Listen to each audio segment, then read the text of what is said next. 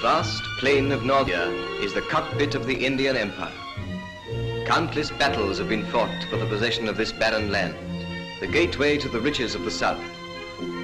At Delhi, excessive cities have been built by conquering invaders. Each has fallen into disuse and decay.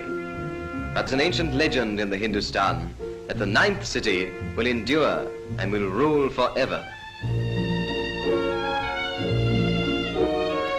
These cities of the early conquerors are now a huddle of impressive ruins.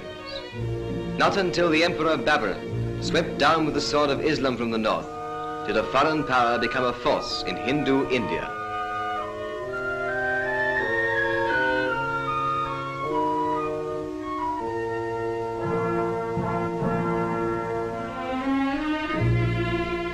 For Humayun, the son of Babur, this tomb was built. The graceful architecture of the last and richest of the Mughal empires exercised a fascination upon India which will never lose its hold. The great Akbar followed Humayun, and around the ruins of his predecessors, his many victories for Allah are celebrated in dome and arch and graceful column. Here in this column is at once the loot of one great battle and the monument of yet another, a sacred pillar of the purest iron, wrought by some strange and undiscoverable method which has preserved it from the rust of centuries.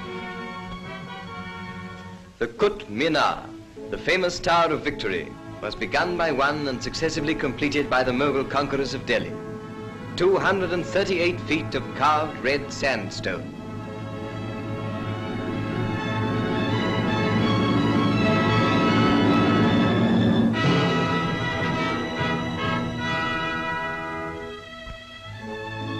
The great mosque of the Mughals, the greatest in all India, center of the native city of Delhi of today, commemorates the vast Mohammedan invasion from Baluchistan.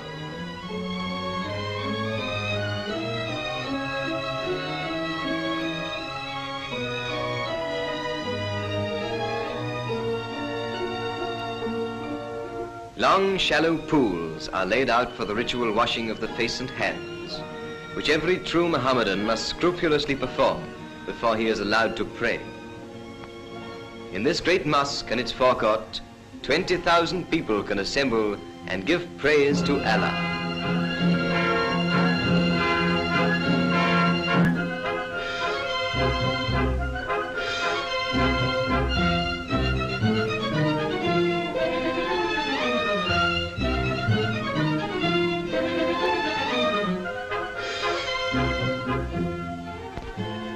More beautiful but smaller is the Pearl Mosque, pinnacle of Mughal art in Delhi.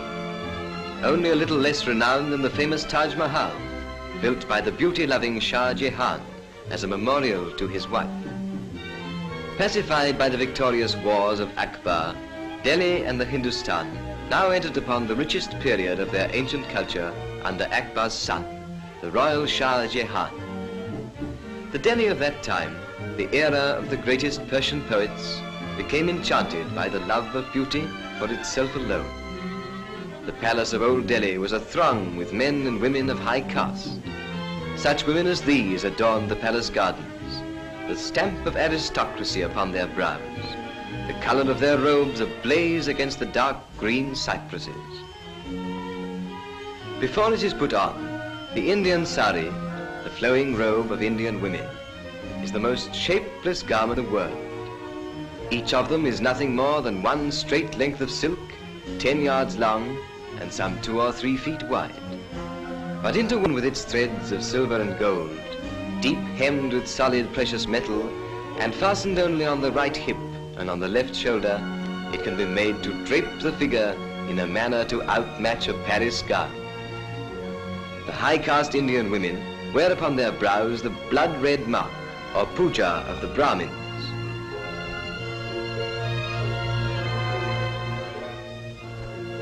Under Shah Jahan, who caused the marble of his palace walls to be inlaid with semi-precious stones, with sardonyx, cornelian, chalcedony, and chrysoprase, the pursuit of happiness became expressed in languor, enervating Hindustan until the highest form of living was to watch the changing shapeliness of passing clouds. But the ninth, enduring Delhi, had then yet to be erected.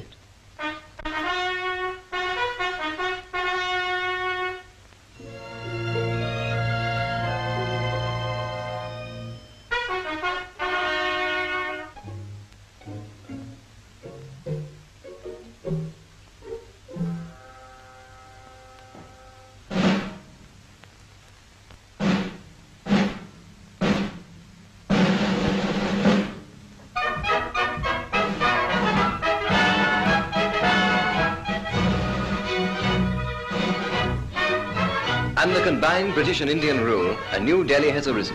A Delhi which has kept and added to the beauty of the old, but without its dreamy lassitude.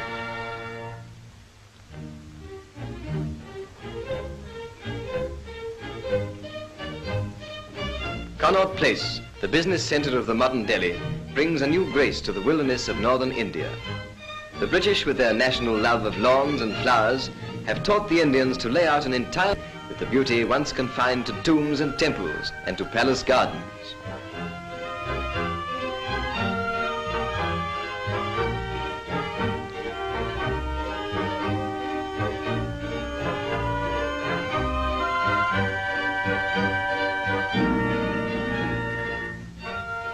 British and Indians are cooperating to carve out a nobler future for this Delhi than was possible under a despotism. In this, the magnificent House of Assembly, British, Muslims and Hindus combine in governing. The spirit of the new and vital Delhi is externalized in a new style of architecture, deriving its inspiration not from one tradition but from two, molding the culture of two continents into a third. Where once water was a luxury and a profusion of it the prerogative of princes, there are giant fountains in the public squares.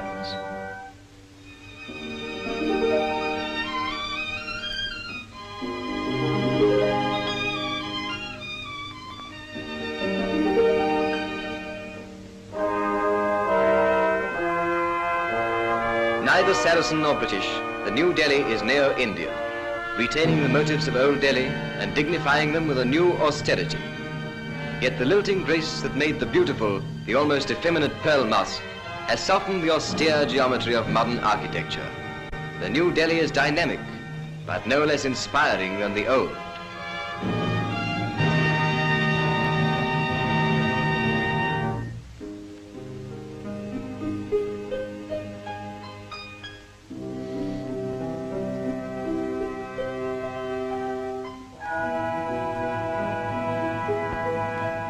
And where there was once only a burnt and acrid plain, there is a green and fertile land, laid out with a prophetic eye to the increasing future of the capital of India, the ninth, enduring city, which in the old legend of the Hindustan will stand and rule forever.